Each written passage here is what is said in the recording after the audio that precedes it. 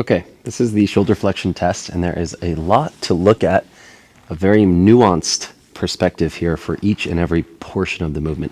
So first and foremost, you are lying flat. Your hands are by your side. Don't worry about the opposite arm, you're just testing one at a time. Comfortably here, we want to take note of, am I flared open in the rib cage? Is my low back arching? That's something to indicate for yourself, okay? Sensationally, anything in the low back just lying on the floor, something to indicate for yourself. The test here is palm open towards the sky. Now, when you look at this from the side angle, you should see a nice flat open palm. If you can't even get it all the way supinated, that's something to note. That's telling you something about rotation of the shoulder. So as we're moving through this position to find flexion, what we're paying attention to is where this elbow is pointing, okay? Keep it simple, keep the hand open, and reach above the head. Now, if you feel stickiness and you're trying to jam through and force through something that doesn't feel like it's easily moving, that's your finish for your test. And you'll say, hey, that's it. If the elbow, and I should say when the elbow deviates from center and starts to kick out and points out away from the body, that's when we're finished with the test as well. So if you want to look at mine and honestly assess, I'm going to move through slowly. Right about here is where my elbow starts to feel like, where my shoulder starts to feel like other muscles have to kick on and it's not so smooth.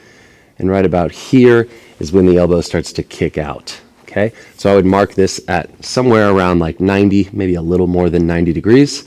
And of course, I'm trying to go all the way up and over, but you can see this is way kicked out. Okay, trying to get all the way here. Now, for me, if I have to get there, I'm going to have to open my ribs and really strain these muscles.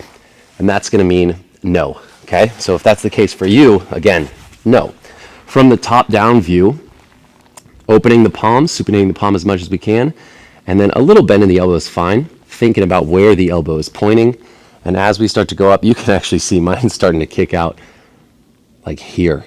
This is where mine kicks out. So I'd want to see that from the side and say, that's not even 90 degrees really. That's, yeah, maybe 90 is when it starts kicking out, okay? I can continue this motion here and keep reaching, but I'm using a muscular, I'm cramping in the shoulder. I'm really getting strong and forcing it, and you can see my hand is having trouble staying open, all these things. Again, remember with any and all of these tests, don't be an athlete. You're trying to just see what your body will naturally do, the path of zero resistance essentially. And then once we find resistance or tension being built in muscles and we're finding a muscular strategy, that's when we're done, okay? For shoulder flexion, we want to have 90 or more, but we're going to be honest about where we're at. When the ribs start to open, test is done. When the elbow kicks out, test is done. When the muscles kick on, test is done. Find where you are.